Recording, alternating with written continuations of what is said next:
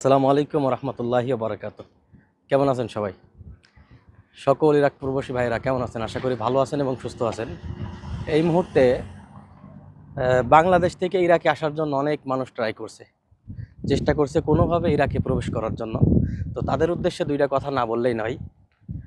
আপনাকে বা আপনি যে দালালের মাধ্যমে আসবেন সেই দালালের কাছ থেকে স্পষ্টভাবে বুঝে নেবেন যে আপনাকে কি পথে নিয়ে যাচ্ছে বা কোন পন্থায় নিয়ে যাচ্ছে। বিশেষ করে যদি আপনাকে বলে পাকিস্তান হয়ে বা ইরান হয়ে যদি ইরাকে প্রবেশ করানোর কথা বলে, এটা সম্পূর্ণই অবৈধ এবং মানব পাচার যেটা বলে থাকে।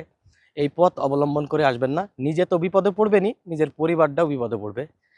কারণ এই পথে আসলে আপনি মাফিয়ার হাতেও ধরা খাইতে পারেন, এতে কোনো সন্দেহ নেই। আহ, বিশেষ করে আমি আপনাদেরকে একটা টিপসই দেবো যে যদি ইরাকে আসতে হয় তাহলে যদি ভিসা নিয়ে আসতে পারেন তাহলে ভালো। সেটা যদি ভিজিট ভিসা হয়ে থাকে বা জিয়ারত ভিসা হয়ে থাকে তারপরও সমস্যা নাই, আপনি যে কোনো সময় বৈধ হতে পারবেন। যে কোনো সময় যদি আপনি যে মালিকের কাছে কাজ করবেন ওই মালিক চাইলে আপনাকে বৈধ করতে পারবে।